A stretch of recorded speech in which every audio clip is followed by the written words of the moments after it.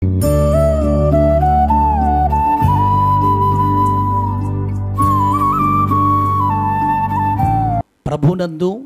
మాకు అత్యంత ప్రియులైన దేవుని బిడ్డలైన మీ అందరికీ ఈ ఉదయకాల సమయంలో మన ప్రభువైన యేసుక్రీస్తు ప్రభువారి పరిశుద్ధమైన ప్రశస్తమైనటువంటి నామములో శుభములు వందనములు మీకు తెలియజేస్తూ ఉన్నాం. ఈ రోజున ప్రభువు మనకు అనుగ్రహించు వాగ్దానమును మనము చదువుకుందాం. పరిశుద్ధ లేఖనములో నుండి యెషయా గ్రంథము 41వ అధ్యాయము 13వ వచనమును మనము చదువుకుందాం. నీ దేవుడునైన యెహోవానగు నేను, భయపడకుము, నేను నీకు సహాయము చేసేదనని చెప్పుచు నీ కుడి చేతిని పట్టుకొనుచున్నాను. మన ప్రభువైనటువంటి దేవుడు యెషయా ప్రవక్త ద్వారా మాట్లాడుతూ అంటున్నాడు కదా, భయపడకుమో, నేను నీకు సహాయము చేసేదను, నీ కుడి చేతిని నేను పట్టుకుంటాను అని మాట్లాడుతూ ఉందా. మానవులమైనటువంటి మనము చాలాసార్లు భయపడుతూ ఉంటాం. భయపడేటువంటి సందర్భాలు ఎన్నో మన జీవితంలో ఎదురవుతూ ఉంటాయి. అలా భయాన్ని కలిగించేటువంటి ఆ పరిస్థితులు మనం ఎదుర్కొంటూ ఉన్నప్పుడు చాలా నిరాశ చెందుతూ ఉంటాం, చాలా దుఃఖపడుతూ ఉంటాం, కృంగిపోతూ ఉంటాం. పరిస్థితులన్నిటిని కూడా చూసి ఇక తల్లడిల్లిపోతూ ఉంటాం, గందరగోళమైనటువంటి పరిస్థితుల్లో ఉంటాం. అయితే ఇలాంటి పరిస్థితుల్లో మనం ఉన్నప్పుడు ప్రభువారు మనల్ని విడిచిపెట్టకుండా మనకు సహాయము చేసేటువంటి ప్రభువై ఉన్నా. అందుకే ఆయన మాట్లాడుతూ అంటున్నాడు కదా, భయపడకుమో, నేను నీకు సహాయము చేసేదను అని అంటూ ఉన్నా. సంవత్సరానికి 365 రోజులు ఎలాగైతే ఉన్నాయో, భయపడకుము అనే మాట పరిశుద్ధ లేఖనములో 365 సార్లు మనం చూడగలం. అంటే ప్రతిరోజు కూడా భయపడకుము అనే మాట ద్వారా దేవుడు మనకు అభయాన్ని ఇస్తూ ఉన్నా. ఏ సందర్భాలైతే మనలను భయపెడుతూ ఉన్నాయో, ఏ పరిస్థితులను అయితే చూసి మనము భయపడుతూ ఉన్నామో, వాటన్నిటి నుండి మనము అధిగమించటానికి, మనము దేవుని యొక్క సహాయమును పొందుకొని ప్రభు యొక్క కృపలో వర్ధిల్లటానికి ప్రభు మనను ధైర్యపరుస్తూ మాట్లాడుతూ అంటున్నాడు కదా, భయపడకుమో, నేను నీకు సహాయము చేసేదనని చెప్పుతూ ఆయన మన కుడి చేతిని పట్టుకుంటూ ఉన్నా.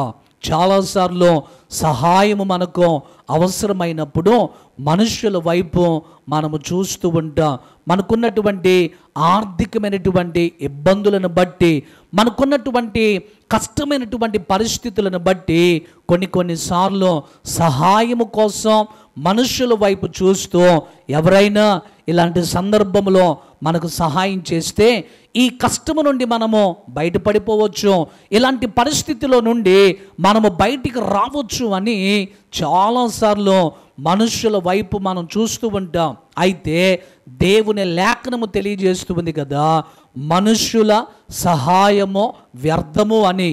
దేవుడు మనకు సహాయం చేస్తే ఆ దేవుని సహాయము మనకు చాలా గొప్పదిగా ఉంటుంది. కాబట్టి ఈ రోజున ఎలాంటి సహాయము కోసమై నీవెదురు చూస్తూ ఉన్నావో, నీ పరిస్థితిని గుర్తిస్తున్నటువంటి దేవుడు సహాయము చేయటానికి ఆయన సంసిద్ధుడుగా ఉన్నా.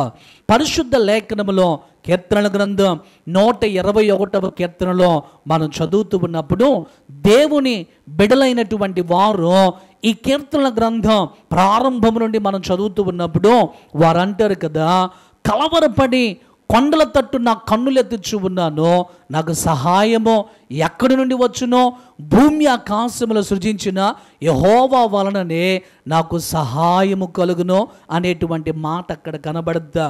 ఒకవేళ కలవరపడి వారి వలె మనము కొండల తట్టు కన్నులెత్తుచు ఉన్నామా, దేవుడే మనకు సహాయము చేసేటువంటి దేవుడు. ఆయనే ఈ భూమి ఆకాశములను సృజించినటువంటి దేవుడై ఉన్నాడు. ఆయన సృష్టికర్త అయినటువంటి దేవుడు. ఆయన మాటలో శక్తి ఉన్నది, ఆయన మాటలో ప్రభావము ఉన్నది. ఆయన మాటలో ఉన్న శక్తి చేత ఈ ప్రపంచాన్ని స్థాపించాడో, ఈ ప్రపంచాన్ని నిర్మాణం చేశాడో, ఇంత విశ్వాన్ని, ఇంత ప్రపంచాన్ని తన మాటతో నిర్మాణం చేసినటువంటి దేవుడు మనకు సహాయం చేయలేడా? మనకు సహాయము చేసేటువంటి విషయంలో ఆయన ఎప్పుడు కూడా సంసిద్ధుడిగా ఉంటాడో, ఆయనకు అసాధ్యమైనటువంటిది ఏది కూడా లేదు. నీకు కావలసినటువంటి సహాయము ఆయన చేయుటలో సమర్థత కలిగినటువంటి వాడు. అందుకే ప్రభువు ఈ రోజున తన వాగ్దానము ద్వారా మాట్లాడుతూ ఉన్నాడు.